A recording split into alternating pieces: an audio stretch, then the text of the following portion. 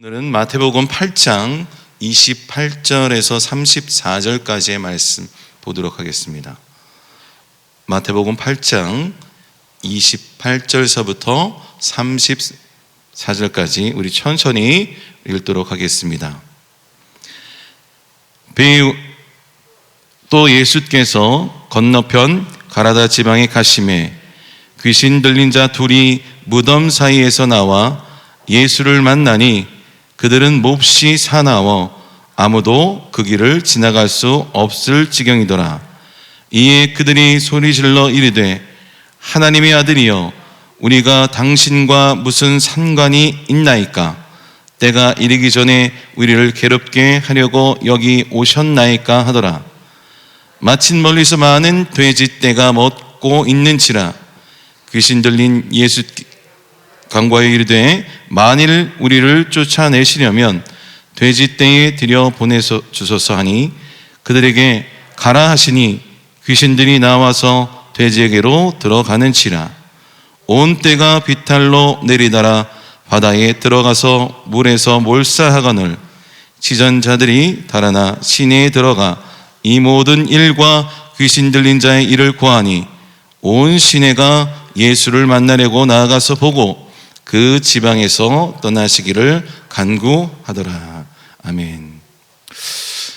예수께서 행하신 이 이적은 한마디로 예수의 승리를 증거하고 있는 것입니다.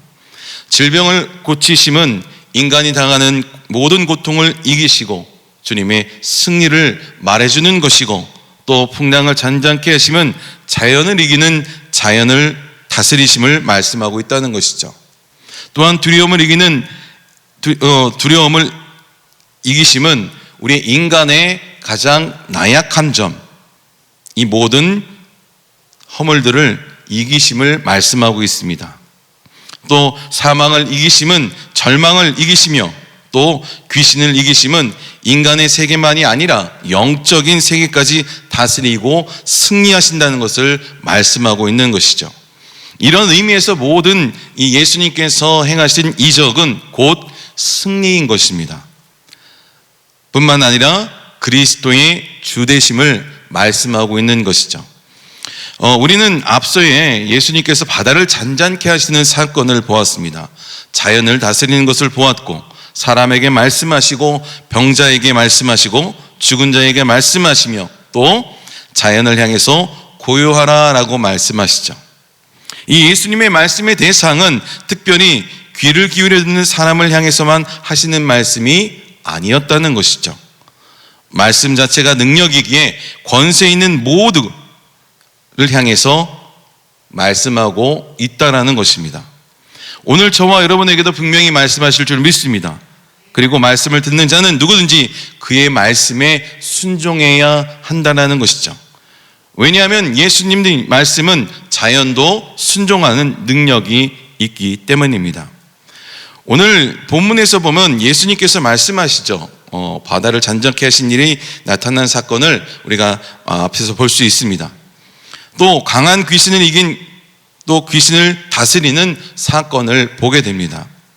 사실 오늘 이 본문의 말씀을 보면 이 성경을 해석하는 분들에게 흔히 난해구절이다라고 이야기해요. 성경을 쉽게 이해하는 부분들이 있는가 하면 이해하기 어려운 말씀도 있다라는 거죠. 그래서 우리는 좀 더 겸손한 마음으로 온유한 자세로 하나님의 말씀을 대하지 않으면 그 본뜻을 놓치기 쉽다라는 것입니다. 오늘의 본문의 말씀을 보면 이 가라다 지방에 갔었을 때의 일이에요. 그곳은 이 갈릴리 바다 동남쪽에 위치한 주로 이방인들이 거주하고 있는 이방 땅이었습니다. 예수님께서 마을로 들어가실 때 예기치 못한 사건이 벌어지게 돼요. 먼저 무덤 사이에서 귀신 들린 두 사람이 예수님 앞에 뛰쳐나온 것입니다. 귀신 들린 것은 우리가 알고 있는 것처럼 정신병과는 조금 다르죠. 또한 이 무덤은 그 당시에 부정한 장소이기 때문에 사람들이 꺼려하는 장소였습니다. 그러니 이 마을에서 쫓겨난 이 문둥병자나 귀신 들린 자에게는 어쩜 적당한 은신처가 될 수 있었습니다. 이 본문의 28절의 하반절에 묘사하기를 그들은 몹시 사나운 자다라고 묘사하고 있어요. 귀신들이 이들을 발작하게 하면 어떤 해를 입히게 될지 모르기 때문에 동네 사람들은 이들이 있던 이 무덤길을 지나가기를 꺼려 했다라는 겁니다. 그렇게 인적이 드물었는데 한 무리가 자기들을 향해 다가오니까 자신들이 땅에 감히 들어온 이 예수님의 일행을 겁주어 쫓아버리려고 한 것이 아닌가 생각이 듭니다. 이 귀신 들린 자들의 상황은 매우 심각한 상황이었어요. 이 마태복음 5장에서는 그가 군대 귀신에 들렸다라고 기록하고 있어요. 이 군대라는 뜻은 이 레기온 군단을 이야기합니다. 로마의 한 군단은 대략 한 6천 명의 군인들로 구성되었다고 해요. 그러니까 그런 수많은 귀신들이 그를 붙잡고 있으니 그의 몸과 마음과 영혼이 비참할 수밖에 없었던 것이죠. 그로 인해서 두 사람은 벌거벗은 채 괴성을 지르기도 하고 돌로 제 몸을 스스로 자해하기만 하면서 이 비인간적인 생활을 하고 있었다는 겁니다. 또한 사람들로부터 철저하게 버림받고 심지어 자기 자신에게도 스스로 포기하고 말았다는 것이죠. 그들에게는 어떤 희망도 없었습니다. 이것이 바로 귀신에 사로잡힌 비참하게 파괴된 한 인간의 모습인 것이죠. 오늘도 어쩜 여전히 귀신들은 다양한 루트를 통해서 인간 속에 슬그머니 들어와서 우리의 마음을 서서히 파괴하고 있는 것을 볼 수가 있어요. 자기도 모르게 그의 삶이 무너져 가는 것입니다. 이처럼 이 파괴는 사탄의 특성인 거예요. 이런 파괴적인 괴성을 묘사한 책 가운데 여러분들도 잘 알고 있는 이 C.S. 루이스, 그분이 지었던 스크루테이프의 편지라는 그러한 글이 있습니다. 그 글을 읽어보면 사탄이 우리를 넘어뜨리기 위해서 어떤 고도한 전략을 쓰고 있는지에 대해서 매우 디테일하게 표현하고 있습니다. 한 이야기를 소개하면 삼촌마귀와 조카마귀의 얘기가 나오는데, 조카마귀가 인간을 너무나도 괴롭히는 거예요. 너무나도 열심히. 그래서 삼촌마귀가 그것을 보고, 아니 너는 왜 이렇게 열심히 인간을 괴롭히냐라고 이야기를 합니다. 그때 조카마귀가 이렇게 얘기해요. 아니 삼촌, 우리의 역할은, 우리의 사명은 인간을 열심히 괴롭히는 거 아닙니까? 그래서 결국엔 그들을 파괴하고 죽음에 이르게 하는 거 아닙니까? 라고 얘기했더니 삼촌이 이렇게 얘기해요. 삼촌마귀가, 너는 아직까지 오래 살지 못하니까 경험이 없어서 잘 모르는 거야. 내가 한 1000년쯤 살아보니까 인간은 그렇게 괴롭히는 게 아니야. 그렇게 열심히 할 필요가 없어. 오히려 잘 되게 해주면 돼 라고 얘기합니다.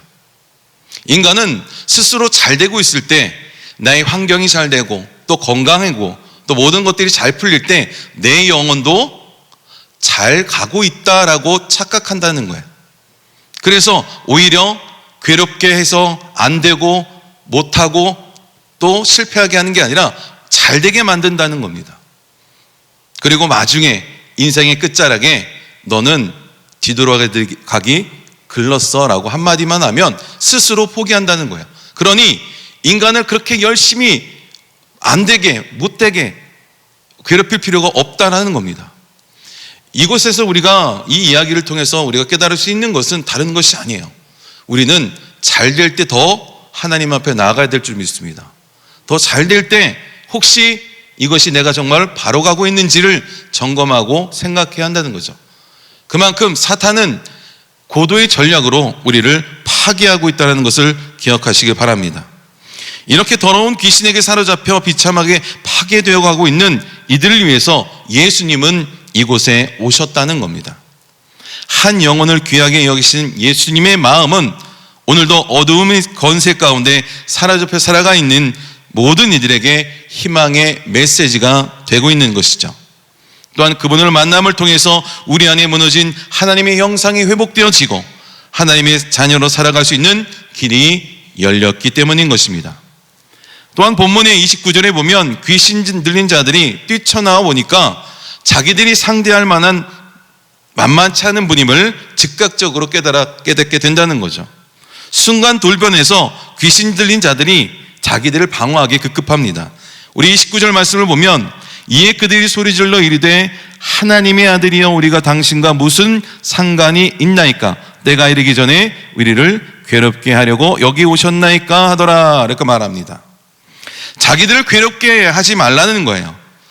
그 근거는 아직 자기들이 물러날 때가 아니라는 것입니다. 때가 이르기 전에 우리를 괴롭게 하려고 여기 오셨나이까? 라는 이들의 말 가운데 우리는 굉장한 사실을 듣게 됩니다. 27절에 보면 이가 어떤 사람에게 바람과 바다도 순종하는가 하더라 라는 기록이 있어요. 사람들은 그 질문에 던진 것을 질문을 던진 것을 알고 있었습니다. 그런데 그 답이 뜻밖의 존재에서 나오게 된다는 거죠. 풍랑을 잠잠케 하신 예수님이 누구신지를 몰랐는데 오히려 귀신 들린 자들에게 예수님이 누구신지를 알게 됐다는 거죠. 바로 귀신 들린 두 사람이 예수님을 향해서 하나님의 아들이라고 외친 거예요. 사실 우리가 이것을 그냥 볼 때는 하나님의 아들임을 보여지는구나 라고 생각하지만 이 고백은 예수님을 향한 진실된 믿음의 고백은 아니었다라는 거죠. 자신의 능력으로서 맞설 수 없으니까 결국에 예수님에 의해서 쫓겨날 수밖에 없음을 깨닫고 단지 자신들이 활동한 거체에 관해서 예수님과 어떤 협상을 하고 시작하는 그러한 고백에서 시작된 것뿐이라는 거죠. 어쩜 자신의 유익을 위해서 던진 이야기라는 겁니다. 진정한 믿음의 고백이 아니라 나의 유익을 위해서 이야기하고 있는 것이죠. 사실 이들의 고백을 종종 저와 여러분의 상황과 마음 가운데 동일할 때가 있지 않습니까? 혹시 예수님과 세상과 협상하고 있는 마음이 내 마음 가운데 있지 않을까요? 자신의 유익을 위해서 주님을 인정하는 척하는 고백을 하고 있지 않은가? 어쨌든 본문은 이런 고백을 통해서 예수님이 누구신지에 대해서 우리는 듣게 되죠. 그와 함께 예수님 앞에서 어떻게 살아남고자 애쓰고 있는 귀신들의 모습을 보면서 예수님의 권위가 귀신을 누르고 있음을 마태는 우리에게 분명하게 증언하고 있다는 것입니다. 이로써 우리의 시선이 하나님의 아들이신 예수님을 바라보도록 했다는 거예요. 이제 귀신들은 더 이상 시간이 없음을 깨닫고 31절에 보면 만일 우리들을 쫓아내시려면 돼지떼에 들여보내주소라고 간청합니다. 마침 근처에 이 돼지떼가 방목되고 있어요. 그러자 예수님께서 귀신들에게 가라고 말합니다. 이 가라 하는 예수님의 명령은 귀신들에 대해서 예수님의 권세가 어느 정도인지를 보여주고 있는 것입니다. 사실 예수님은 길게 말씀하실 필요가 없었어요. 그러자 순간 귀신들이 그 사람에게서 나와서 돼지떼로 들어가게 됩니다. 그러자 어떻게 됩니까? 돼지떼가 놀라서 바다에 뛰어들어갔어요. 귀신 들린 두 사람은 귀신이 나가자 치유되었지만 돼지떼는 바다에 전부 빠져 죽게 되었습니다. 이건 뭔가 잘못된 것이 아닐까요? 어쩜 이 돼지떼들은 많은 사람들의 생계의 수단일 수도 있었어요. 결국 돼지들을 죽게 한 어떤 것을 보면 재정적인 어떤 무책임한 일일 수도 있습니다. 그런데 왜 예수님은 이러한 일을 허락하셨을까요? 이 말을 잘못 오해하면 어떤 동물보호단체에서 공격을 받을 수 있겠지만 그것은 사람의 생명을 귀하게 여기셨다라는 겁니다. 그것뿐 아니라 그와 함께 사탄과 귀신들이 가진 절대적인 목표와 극악성을 오늘 말씀을 통해서 보여주고 있는 것입니다. 반면에 예수님은 우리의 삶을 위협하고 혼돈하고 있는 이 어둠의 힘을 상징하는 이 호수의 사나운 파도를 잠재우셨던 것처럼 이 귀신 들려서 내적으로 바른 생각과 행동을 하지 못하고 파괴적으로 살던 이들에게 사단의 세력을 물리치시고 그를 살리시고 그들의 삶을 평온케 하심을 오늘 말씀을 통해서 깨닫게 하신다는 것입니다.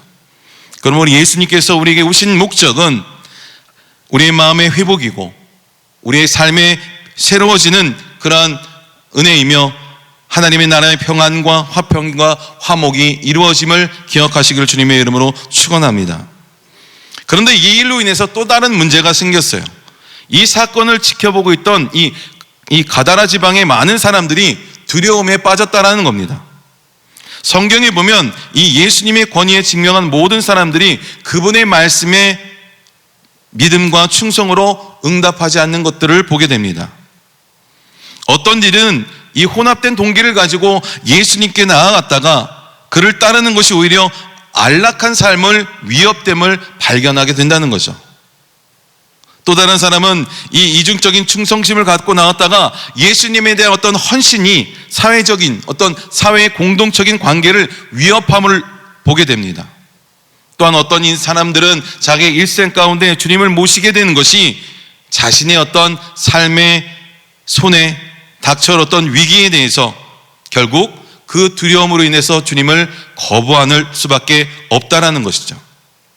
이 가라다 지방의 사람들도 입장을 보면 왜 굳이 우리가 있는 그곳을 피해 가시면 되는데 그냥 그들이 귀신 들린 그 무덤가에 그냥 피해 가면 되는데 굳이 그 귀신들의 청을 받아줘서 애꿎은 우리의 삶의 터전인 돼지를 죽게 했냐라는 거예요. 그래서 그로 인해서 이 가라다 지방의 사람들은 예수님께 떠나가도록 요구하게 된 것입니다. 사랑하는 이웃과 사랑하는 가족을 치유받는 것을 기뻐하지 못하고 오히려 예수님을 위험 요소로 생각하고 예수님을 떠나도록 했다라는 거예요. 물론 그들도 귀신 들린 자들에게 당한 것도 있었고 또 돼지떼의 어떤 상세한 이야기를 듣고 예수님에 대해서 놀라서 나왔을 것입니다. 그러나 이 가다라 지방의 사람들은 두려움만 들었을 뿐이고 예수님이 참 누구이신지를 깨닫지 못했다는 것입니다. 오히려 예수님 때문에 혹시 지역적으로 개인적으로 손해볼 일에만 관심을 가졌다는 거예요. 우리가 주님 앞에 나올 때 혹시 이러한 마음이 있지 않을까 우리는 이 아침에 묵상해보고 점검해봐야 될 줄 믿습니다. 우리가 예수 믿는다는 것은 어쩜 손해를 보는 것일 수도 있어요. 어쩜 우리가 예수 믿는다면 어쩜 외면당하고 핍박받고 또 어떤 공동체에서 소외받을 수 있는 그러한 상황이 될 수도 있습니다. 하지만 우리는 예수님의 참된 그 능력과 은혜를 기억할 때 절대로 예수님을 떠나보내려 해서는 결코 안 된다는 것입니다. 우리가 무엇을 선택해야 할 것인가? 우리가 진정 하나님의 그 관점에서 믿음의 관점에서 선택해야 될 때가 있다라는 것입니다. 그러면 오늘 말씀을 기억하시면서 진정 우리가 하나님을 선택하고 주님을 선택할 수 있는 믿음이 저와 이런 삶 가운데 나타나기를 주님의 이름으로 축원합니다. 말씀을 마무리합니다. 여기에서 귀신들은 어떻게 됐습니까? 물론 사람들에게서 떠나갔지만 여전히 멸망하지 않았다는 거예요. 십자가의 승리를 통해서 사단은 예수님께서 이기셨지만 사단과 그 무리들은 여전히 아직까지 존재하고 있다는 겁니다. 하지만 예수님은 그 어둠과 마귀를 쫓아내므로 인해서 하나님의 나라의 권세가 승리하고 있음을 우리에게 보여주고 있어요. 그러므로 우리는 이 땅 가운데 이 어둠을 물리치고 이겨나가고 승리하는 삶을 살아가는 것을 믿으시길 주님의 이름으로 축원합니다. 내 안에 주님의 능력이 있을 때 우리는 능히 그것을 행할 수 있음을 고백하시기를 바랍니다. 그러므로 오늘 이 예수님께서 이 가라다 지방에서 역사하는 그런 모든 행적 가운데, 이적 가운데 우리가 어떠한 것을 바라보고 어떠한 것을 선택해야 될지 다시 한번 이 아침에 생각해보고 오직 주님을 신뢰하며 나아가는 저와 여러분 삶이 되기를 주님의 이름으로 축원합니다. 기도하겠습니다. 주님, 오늘 말씀하여 주시고 또 말씀 가운데 임하여 주심을 감사합니다. 우리도 오늘 이 말씀을처럼 주님의 말씀에 순종할 수 있도록 주님 붙잡아 주시고 무엇보다도 아버지 주님이 이 자연의 모든 권세를 이기시고 또한 마귀의 모든 어둠을 물리치심을 다시 한번 깨닫게 하셔서 우리가 진정 주님의 말씀에 순종할 수 있는 믿음을 허락하여 주시고 또한 우리도 그 예수 그리스도의 권세를 통해 모든 어둠의 세력과 귀신을 쫓아내는 놀라운 역사가 우리 삶 가운데 나타나게 허락하여 주옵소서. 또한 우리가 진정 예수를 믿는다는 것이 정말로 어쩜 우리에게 손해를 보는 일일 수도 있고 어려움을 당한 일이 있을 수 있음을 다시 한번 깨닫게 하여 주셔서 지금 당장 우리가 어려움을 당하고 손해가 본다 할지라도 중요한 것은 진정 하나님이 우리에게 더할 없는 은혜와 축복을 주심을 기억하게 하여 주셔서 절대로 주님을 떠나보내는 일을 그러한 삶을 살지 않도록 늘 붙잡아 주시고 인도하여 주옵소서. 어떠한 곳에서도 믿음을 선택하게 해주시고 어떠한 상황 가운데서도 주님만을 바라보게 하여 주셔서 진정 믿음으로 승리할 수 있는 우리 순복음 도봉교회 성도님들 될 수 있도록 주님 붙잡아 주옵소서. 또 오늘 주신 말씀을 깊이 묵상하면서 오늘 하루도 기쁨으로 승리하는 귀한 은혜가 있게 하여 주옵소서. 오늘 그냥 나오지 않고 주님 앞에 드린 손길이 있습니다. 기억하여 주시고 30배, 60배, 100배로 축복하여 주옵소서. 감사하며 예수 그리스도의 이름으로 기도합니다. 우리 주기도 마치도록 하겠습니다.